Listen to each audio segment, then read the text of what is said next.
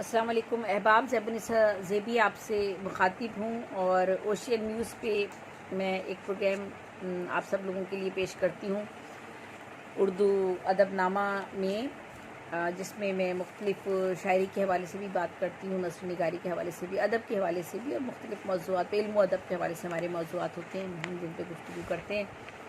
तो आज मैं जिस मौजू पर बात कर रही हूँ वो है उर्दू नज़्म और उसका इर्तक़ा है और जदीद उर्दू नज़्म क्या है,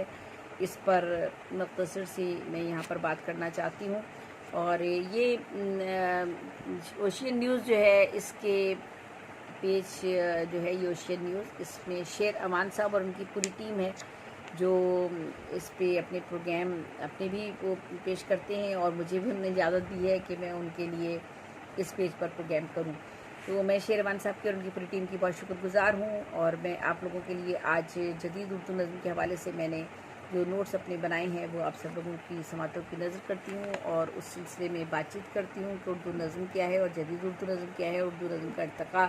किस तरह से हुआ। तो जो हमारे तालिब इल्म हैं, चाहे वो स्कूल के तालिब इल्म हों, कॉलेज के हों, यूनिवर्सिटीज़ के हों, या मुहक्किक हों, हमारे तहकीक करने वाले हों, या हमारे शौरा उदबा हों, जो भी जिनको भी इन मौज़ूआत में से अपनी मालूमात के लिए अगर कुछ मिलता है तो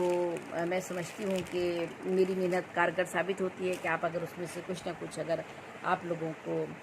कुछ मालूमात के लिए मैसर आ जाता है। तो ज़ैबुन्निसा ज़ेबी, जैसे कि मैंने आपको बताया कि मैं बात कर रही हूँ और उर्दू नज़्म का इर्तक़ा और जदीद उर्दू नज़्म। तो जहाँ तक नज़्म के इर्तक़ा की बात की जाए तो नज़्म की तरक्की का दौर 1857 के बाद शुरू हुआ, लेकिन इससे कबल भी ये नज़में हमें मिलती हैं। जाफ़र का नाम आता है, शाह आतम के मौज़ूआती नज़में आती हैं और सही मायनों में अगर नज़्म की नुमाइंदा शायर किसी को कहा जाए तो नज़ीर अकबर आबादी को कहा जाता है। उनके अहद में गज़ल का दौर था और आपने नज़्म कहने को तरजीह दी। आपने ही आम आदमी के माशी मसाइल को अपने कलाम में जगह दी और पहली बार नज़्म, रोटी, कपड़ा, मकान की बात की। इसी वजह से आपको अवाम का नुमाइंदा शायर भी कहा जाता है, नज़ीर अकबर आबादी। और पता नहीं क्यों हम नज़ीर अकबर आबादी के हवाले से ज़्यादा बातचीत नहीं करते, उनके हवाले से हम प्रोग्राम भी नहीं करते। इंशाल्लाह मैं करूँगी, आप मुशायरे रखती हूँ तो नज़ीर अकबर आबादी की याद में भी रखूँगी मैं ज़रूर। तो वो अवाम के नुमाइंदा शायर थे और 1957 के बाद हमारी नज़्म और अदब पर 1857 का तो मैंने आपसे जिक्र कर दिया ना, नज़्म की तरक्की का दौर 1857 के बाद शुरू होता है। फिर मैंने आपको बताया कि उसके बाद बहुत से दौर आते गए नज़्म के और फिर 1957 के बाद हमारी नज़्म और उर्दू अदब पर बहुत असर पड़ा। आज़ाद और हाली जैसे शौरा जो थे वो सामने आए और फिर सर सैयद की तहरीक ने मज़ीद इस नज़्म को आगे बढ़ाया और अंजुमन पंजाब के ज़ेर असर मौज़ूआती नज़्मों का रिवाज पड़ा, यानी मौज़ूआती नज़में कही जाने लगी। तो नज़्म में हैत के हवाले से मैं यहाँ जिक्र करूँगी कि नज़्म में मौज़ूआती नज़्मों में के हवाले से, तो मौज़ूआती नज़्म तो हम सब जानते हैं कि क्या होती है, लेकिन यहाँ पर हमारे यहाँ आज़ाद बिन हैदर, उनका मैं जिक्र करना चाह रही थी, मरहूम हो गए आज़ाद बिन हैदर। वो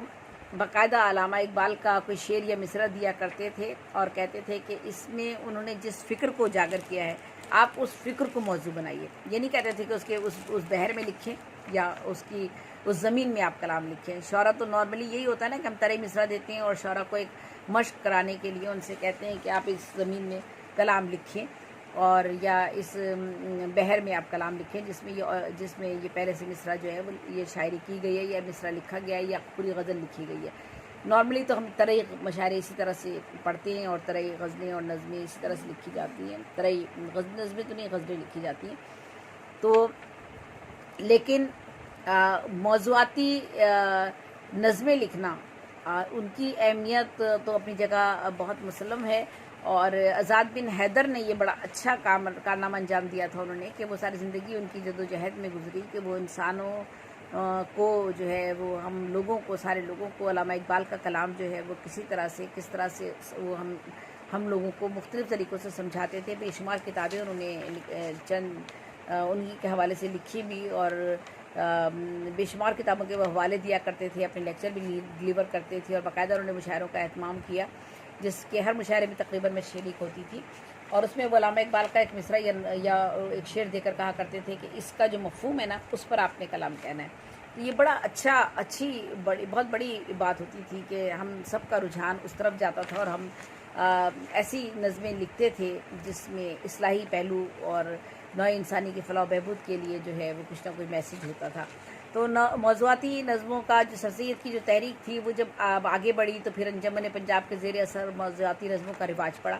اور نظم کی حید کے حوالے سے اسماعیل مرٹھی اور عبدالحلیم شرر صاحب کے بھی تجربات سامنے آئے اور انہوں نے بہت تجربات کیے. اکبر آبادی، اسماعیل مرٹھی اور نظموں کی میں مقصدیت کو انہوں نے جو نظمیں لکھی انہوں نے ان کا جو موضوع تھا وہ یہ تھا کہ مقصدیت ہونی چاہیے نظموں میں. نظموں کا یہ نہیں ہونا چاہیے کہ بغیر کسی مقصد کے آپ کوئی کلام لکھ رہے ہیں اور اس کا کوئی مشن نہ ہو، کوئی مقصد نہ ہو، اور وہ کلام جو ہے وہ تھوڑی سی دیر کے لیے تفریح تباہ کا باعث تو بن جائے لیکن اس سے کسی کوئی اصلاح کا کوئی پہلو سامنے نہ آ سکے یا اس شاعری سے کسی میں کوئی بیداری کا عمل سامنے نہ آ سکے. تو وہ انہوں نے ان باتوں کو مد نظر رکھتے ہوئے کہ ایسا کلام کہا جائے جس میں مقصدیت ہو. اور زیادہ تر نظمیں ہی ایسی ہوتی ہیں جو مقصدیت لیے ہوئے ہوتی ہیں. شاعری بھی ہوتی ہے، غزلیں بھی ہوتی ہیں، غزلوں میں بھی بے شمار اشعار ایسے ہوتے ہیں، بلکہ غزل تسلسل میں جو غزل لکھی جاتی ہے، غزل مسلسل، اس میں بھی ہم اس طرح کا کلام لکھتے ہیں. تو پھر یہ تجربات آگے بڑھے اور علامہ اقبال نے نظم امکانات کو بہت وسیع تر کیا. علامہ اقبال جو ہے ان کی نظم کی مدد سے انہوں نے انسان خدا اور کائنات کے مابین جو رشتہ تھا اسے مضبوط کرنے کی صحیح میں اس کی فلسفہ، حقیقت، تصوف، پاکیزہ شاعری کو انہوں نے فروغ دیا اور ایسی شاعری کو وہ سامنے لے کر آئے کہ شاعری کے مزاج میں ایک دم سے تبدیلی آ گئی. تو یہ علامہ اقبال ہی کا کلام ہے جو آج بھی زندہ ہے اور سارے اگلے زمانوں میں بھی وہ ہمیشہ زندہ رہے گا. اس لیے کہ علامہ اقبال نے جو تھا وہ ایسا کلام کہا جو حقیقت سے قریب تر تھا، زندگی سے جڑا ہوا تھا اور ہم سب کے مسائل کی عکاسی کرتا تھا، انسان کے مسائل کی عکاسی کرتا تھا، انسانوں کے. اور جب انسانوں کے مسائل کی عکاسی کرتا ہے تو وہ دنیا میں انسان کسی بھی جگہ رہتا ہو وہ اس سے استفادہ کرتا ہے اور ایسا کلام آفاقی کلام کہلاتا ہے. تو علامہ اقبال کی نظم میں وسیع تر امکانات پائے جاتے تھے اور انہوں نے اپنی نظم کے جو موضوعات تھے ان کے بے شمار موضوعات ہیں قائم، اس پر تو میں کبھی پھر کے بھی بات کروں گی علامہ اقبال کے حوالے سے مکمل. تو لیکن فلسفہ، حقیقت، تصوف اور پاکیزہ شاعری کو فروغ دینا، خدا اور کائنات کے مابین رشتہ، انسان اور خدا کا رشتہ، ان سب چیزوں کو انہوں نے نظم میں بیان کیا. اچھا، تو بہت سے شعراء ہیں جنہوں نے نظم کو بہت آگے بڑھایا اور نظم نگاروں میں تقریباً ہر شاعر نے نظمیں لکھی ہیں. ایسا نہیں ہے کوئی بھی شاعر کہ جس نے نظمیں نہ لکھی ہوں. بہت کم ایسے ہوں گے جنہوں نے صرف غزل لکھی یا وہ کچھ اور انہوں نے کسی اور صنف پر خاص توجہ دی ہو. لیکن نظم نگاری چاہے نظم کی کوئی بھی صنف ہو، نظم تو ہر شخص نے ہی تقریباً، ہر شاعر نے تقریباً لکھی ہے. تو نظم کو شعراء نے بہت زیادہ فروغ دیا. پھر ترقی پسند تحریک نے ایک نئے مزاج کے شعراء کو متعارف کرایا. ترقی پسند کی جو تحریک آئی اور یہ تحریک ایک مقصدی تحریک تھی. معاشرے میں غربت و استحصال کے خاتمے کو مد نظر رکھا گیا اس نظریے میں، اور یہ ہوا کہ غربت و افلاس جو ہے اس کو کس طرح ختم کیا جائے، معاشرے میں خوشحالی کیسے لائی جائے اور ایک عام آدمی کی زندگی میں تبدیلی کیسے پیدا کی جائے، اور جو ہے وہ ایک عام آدمی کو نچلی سطح سے اٹھا کر جو ہے وہ ایک متوسط طبقے تک کس طرح سے لایا جائے. تو یہ نظریہ تھا ترقی پسندی کا، جس میں ہمارے فیض صاحب کا ذکر آ جاتا ہے، مجاز کا ذکر آتا ہے، احمد ندیم قاسمی کا ذکر آتا ہے، سعد لدھیانوی صاحب کا ذکر آتا ہے اور بے شمار شعراء اس میں پھر شامل ہوتے گئے اس قافلے میں اور آج بھی شامل ہیں اور وہ کام کر رہے ہیں. پھر حلقہ ارباب ذوق نے نظم کی تحریک کو آگے بڑھایا اور نون میم راشد بھی میرا جی ہیں، انہوں نے شعوری کوششیں کی اور آزاد نظم کے بھی تجربات کیے اور اردو نظم میں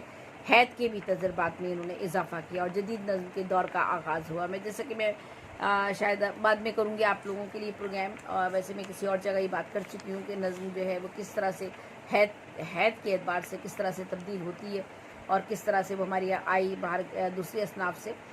دوسری زبانوں سے، اور پھر ہم نے اس کو اپنا لیا. یہ الگ موضوعات ہیں، ہم ان پر بعد میں بات کرتے چلیں گے. آج میں بات صرف نظم کے حوالے سے کر رہی ہوں کہ نظم کا ارتقاء آگے کس طرح سے بڑھا. پھر 1947 کے بعد نظم میں 3 بڑے رجحانات ہمیں نظر آتے ہیں: ترقی پسندی کے رجحانات، رومان پروری کے رجحانات اور اقبال اور انقلاب. یعنی ایک تو ترقی پسندی کے نظریات تھے جنہوں نے غربت اور معاشی مسائل میں جکڑے ہوئے لوگوں کی نمائندگی کی، یہ ترقی پسندی کے نظریات تھے۔ پھر اس میں جو دوسرا نظریہ سامنے آیا وہ رومان پروری یا رومانس کا اور انقلاب، دونوں ملتے جلتے نظریات جو تھے وہ ہمارے سامنے آئے۔ اور پھر دوسرا جو حلقہ ارباب ذوق تھا اس میں داخلیت پسندی، جس میں معاشرے کی داخلی سطح کو دیکھا جاتا تھا۔ اور تیسرا رجحان دور جدید شعراء کا ہے کہ جو ہے جنہوں نے جو تھا وہ صنعتی زندگی، ہماری مشینی زندگی اور صنعتی زندگی سے جو مسائل پیدا ہو رہے تھے ان کو انہوں نے نظم کا جو عبوری دور ہے، عبوری دور کے بھی پھر کچھ شعراء سامنے آتے ہیں جنہوں نے کسی خاص فلسفے کو تو نہیں اپنایا اور نہ ترقی پسندی کے موضوعات کو انہوں نے اپنایا، نہ حلقہ ارباب ذوق کے تجربوں کے وہ قائل ہوئے، بلکہ ان شاعروں نے اپنی شاعری کی بنیاد اپنے جذبے اور تجربے پر رکھی۔ اور مجید امجد کا نام فرد ذات اور اس کی محرومیوں کو مجید امجد نے بنایا اپنی نظم میں۔ منیر نیازی نے جدید دور کے مسائل کو، روحانیت اور انسان کی تنہائی اور اندر کے خوف کو اور پرسراریت قسم کی روحانی فضا کو انہوں نے اجاگر کیا منیر نیازی نے اپنی نظموں میں۔ ڈاکٹر وزیر آغا کے ہاں دیو مالائی اور اساطیری حوالے ان کے ہاں بہت ملتے ہیں۔ اپنے ڈاکٹر وزیر آغا صاحب کے ہاں مٹی کی مہک اور فرد کا اندرونی تعلق اور فطرت کے خارج کے ساتھ ان کی نظم کا خصوصی پہلو سامنے آتا ہے۔ ڈاکٹر وزیر آغا کی میں بات کر رہی ہوں۔ تو یہ وہ شعراء تھے جن کی نظم میں جنہوں نے اپنے نظریات اور اپنے تجربات کو اپنی نظم میں جو ہے انہوں نے بیان کرنا شروع کیا۔ پھر نظم میں جدیدیت کا رجحان آیا۔ اس جدید نظم کا آغاز 1960 کے بعد شروع ہوتا ہے۔ ان شعراء کے ہاں ما بعد الطبیعت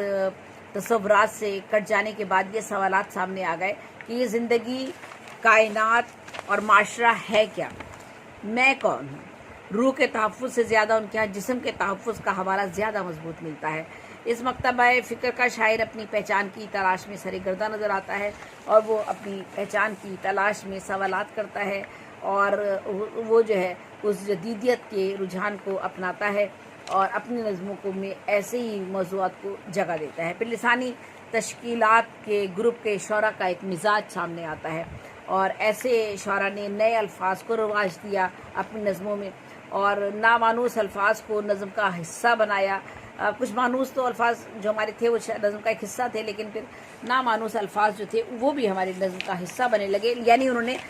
لسانی تشکیلات، یعنی ہماری زبان جو ہے شاعری کی یا ادب کی جو زبان ہے اس میں وہ تبدیلیاں لے کر آئے اور اس میں انہوں نے نئے الفاظ اور محاورے اور تشبیہات اور استعارے، اس طرح سے وہ اور زبان کے الفاظ اور ان کے معنی اور مفہوم، ان سب چیزوں کو انہوں نے استعمال کرنا شروع کیا۔ یعنی انہوں نے لسانی تشکیلات کا یہ گروپ کا شعراء کا گروپ تھا جنہوں نے زبان کی نامانوس الفاظ بھی اس میں آ گئے اور خیال اور لفظ کی اہمیت کو بھی انہوں نے انہی لفظوں سے ہی، اپنے حروف سے ہی اجاگر کرنے کی کوشش کی۔ انیس ناگی کا نام آ جاتا ہے، سعادت سعید صاحب آ جاتے ہیں۔ سعادت سعید صاحب تو ہمارے عہد کے شعراء میں شامل ہوتے ہیں ماشاءاللہ سے، اور میرے کئی پروگرام ہمارے ساتھ شریک رہے ہیں وہ آن لائن مشاعروں میں۔ تو سعادت سعید صاحب کا واقعی ان کی نظم کا ایک بالکل یہ الگ انداز ہے۔ نسیم کاشمیری اور وغیرہ کا بھی نام اس میں شامل ہو جاتا ہے۔ پھر لسانی تشکیل کے کچھ اور شعراء ہیں جنہوں نے ان موضوعات میں نامانوس الفاظ کو جو ہے وہ استعمال کیا ہے، جس سے نظم میں بے سمتی، ابہام، انتشار پیدا ہوا اور ابلاغیات میں مشکل ہوئی۔ یہ ضروری نہیں ہے، سب نے اس طرح سے نہیں کیا، میں نہیں کہہ رہی ہوں۔ ہمارے ان شعراء میں جن کی ہم یہ بات کر رہے ہیں، یہ ان میں بے شمار لوگوں نے سہل انداز کو بھی اپنایا اور ابہام سے مبرہ بھی ان کی نظمیں تھیں، اور انہوں نے لسانی تشکیلات کا جو ہے وہ تو ضرور اپنائیں، یعنی نئے الفاظ سامنے لے کر آنا، مشکل الفاظ سامنے لے کر آنا، ثقیل الفاظ اور ایسے موضوعات کا انتخاب کرنا جو ذرا عام آدمی کی سوچ سے بالا تر تھے۔ تو چونکہ شاعری جو تھی وہ پھر یہ الگ مزاج سے الگ سے ہٹ کر ہوئی، کچھ سائنسی موضوعات اس میں آ گئے،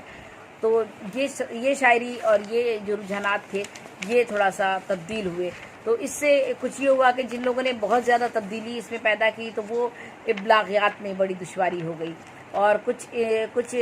ابہام بھی پیدا ہوا، اور شاعری کا جو مزاج تھا وہ بھی جو تھا وہ کھل کر سامنے نہیں آ سکا، وہ فکر اور سوچ اور خیال جو آپ بیان کرنا چاہ رہے تھے اپنی نظم میں، وہ لوگوں تک جو ہے وہ نہیں پہنچ سکا، یا مشکل ہوئی ان لوگوں کو اس بات کی، ان کی نظموں کو سمجھنے کے لیے۔ پھر افتخار جالب کہتے ہیں کہ ہم لفظ کے حوالے سے کب تک محدود دائروں میں قید رہیں گے، اور یہ گرامر والے ہم پر کب تک حکومت کرتے رہیں گے۔ یہ حبیب جالب صاحب نے کہا، اور حبیب جالب صاحب نے جو تھا پھر ان کا دور، حبیب جالب کا شاعری کا دور، ہم سب جانتے ہیں حبیب جالب کے مرتبے اور مقام کو۔ تو غرض کے پاکستانی اردو نظم کا اور 1947 کے بعد کی نظم میں زبان و بیان، موضوع، مواد اور شکل میں بہت سی تبدیلیاں ہمیں نظر آتی ہیں۔ غزل کی نسبت نظم نے عالمی تحریکوں کے اثرات زیادہ قبول کیے، اور پاکستانی نظم اہل وطن کی سیاسی بیداری، سماجی شعور، نظریاتی وابستگی کی عکاسی کرتی رہی ہمیشہ سے، اور اس میں اسلوب اور موضوعات کے تجربات ہوتے رہے ہیں اور ہوتے رہیں گے اور آج بھی جاری ہیں۔ اور ہم اگر مختلف شعراء کا جب کلام اٹھا کر دیکھتے ہیں، چاہے وہ ہمارے عہد کے ہوں یا ہمارے نوجوان نسل کے شعراء آ رہے ہوں، تو وہ بھی اپنے اپنے نئے تجربات کے ساتھ، اپنے مشاہدات کے ساتھ، اپنی نظم میں جو ہے وہ اپنے خیال اور فکر کو جو ہے وہ سامنے لے کر آتے ہیں۔ تو نظم جو ہے اس کی میں آج آپ سے بات کر رہی تھی کہ نظم کا ارتقاء اور جدید اردو نظم اور نظم میں مختلف حید جو ہے وہ کیا ہیں۔ تو حید پر انشاءاللہ پھر کبھی بات کریں گے، جس میں پھر آزاد نظم بھی آ جاتی ہے، نثری نظم بھی آ جاتی ہے، نظم مارہ بھی آ جاتی ہے۔ ان موضوعات پر پھر کبھی کسی وقت ہم گفتگو کریں گے، اور لیکن آج صرف میں نے نظم کے ارتقاء کے حوالے سے آپ سے بات چیت کی ہے، اور میں نے چاہا کہ آپ کو نظم کے بارے میں کچھ بتا سکوں، اور اس حوالے سے کہ نظم ہماری کس کس طریقوں سے اور کن کن ادوار سے گزری ہے، اور آج بھی نظم جو ہے وہ کس طرح سے زندہ ہے، اور اپنے آپ کو، اپنے تشخص کو اس نے برقرار رکھا ہوا ہے، اپنی پہچان کو، اپنی شناخت کو نظم میں برقرار رکھا ہوا ہے، اور نظم جو ہے وہ آج بھی ایک مقبول صنف ہے غزل کے ساتھ ساتھ۔ تو نظم مختلف حیت اور موضوعات کے اعتبار سے تو نظم کی بہت سی اقسام ہو جاتی ہیں، لیکن ایک جنرلی ہم جب نظم کی بات کر رہے ہیں تو نظم میں ہم نے ان چیزوں کا ذکر کیا ہے۔ تو بہرحال آج میرا موضوع یہی تھا، سیف نصرت زیبی آپ سے مخاطب تھی، اور میں نے آج یہ اردو ادب نامہ جو میرا پروگرام ہے اس کے لیے میں نے یہ یہاں پر آپ لوگوں سے بات چیت کی ہے اوشین نیوز کے لیے، اور میں شیر امان ان کی پوری ٹیم کی شکر گزار ہوں کہ انہوں نے آج مجھے یہ موقع دیا، اور میں نے پھر آپ لوگوں سے ادب میں ایک جو ہے وہ ادب کے ایک موضوع پر میں نے آپ لوگوں سے گفتگو کی۔ تو بس اجازت دیجیے گا، انشاءاللہ میری صحت اس قابل رہی تو ضرور آپ لوگوں سے مختلف موضوعات پر بات چیت میری چلتی رہے گی۔ آپ لوگ بھی نشاندہی کریں کہ آپ کس موضوع پر بات چیت سننا چاہتے ہیں۔ بہت بہت شکریہ، اللہ حافظ، اللہ نگہبان۔